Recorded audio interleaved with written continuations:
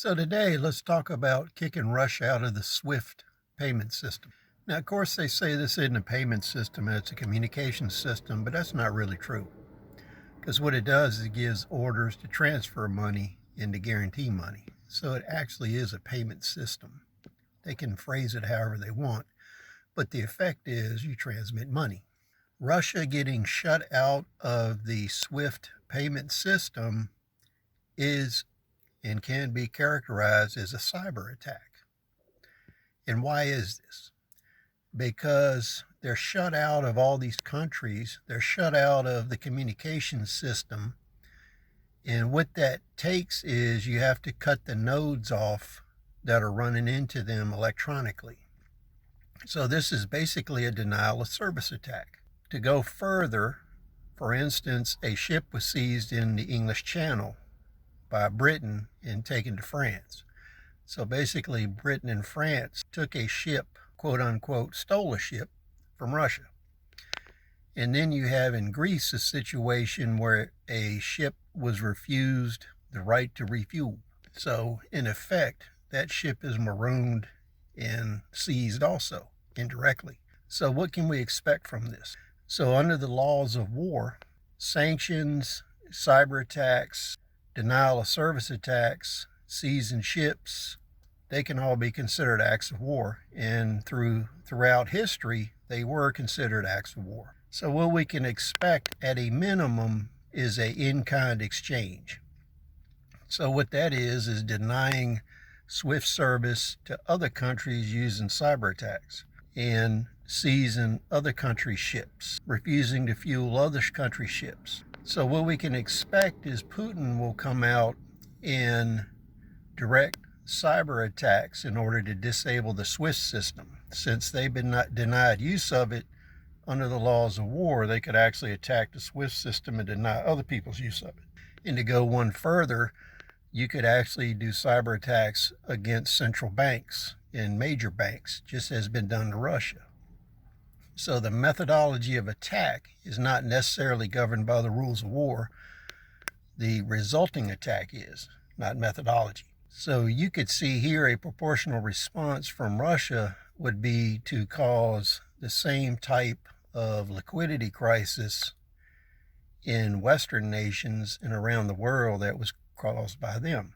So when you look at today, the ruble is basically in a liquidity crisis. But it's not as bad as people make out because the massive gold reserves that Russia has in mineral resources are cash. So they can always redefine the value of the ruble based upon these commodities that they hold. And any commodities they seize from foreign countries can also be used to back the ruble.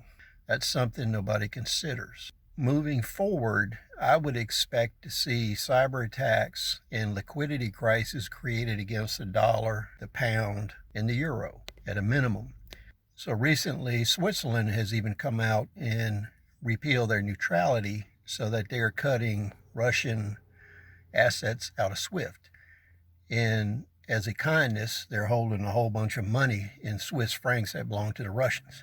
So I could see operations against them also in their banking system. And if you disable the banking system in Switzerland and you disable the banking systems in the Caribbean, you can go a long ways to hitting Western oligarchs. Because let's keep in mind, all countries have oligarchs. The other thing you can do is send special operation teams against the oligarchs of other countries and the people that control the Swiss system. So I would expect a lot of that to be occurring in the days moving forward.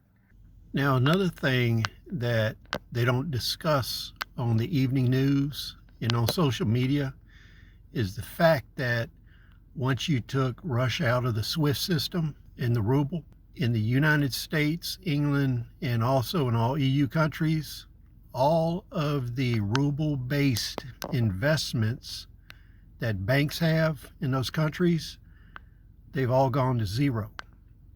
Any counterparty risk that involves a ruble or Russian property has gone to zero. And all the retirement funds that have investments in the ruble in ruble-based investments in Russia, all of that has gone to zero. Now, when we think about derivatives, how much of the basis of derivatives is based on the ruble, investments in the ruble, the energy resources that are valued in rubles? All of that has now gone to zero. So when banks have to tally their asset sheets at night tonight and every night for months to come, all these things that have now gone to zero are going to cause a liquidity crisis in the West. Denying Russia use of the SWIFT system also creates a financial crisis in the West. So if this is not handled with replacement of those assets with commodities, printed money, QE, direct market intervention, then we will have a liquidity crisis of our own. So please share your thoughts, comment, rate, subscribe. We'll see you on the next video.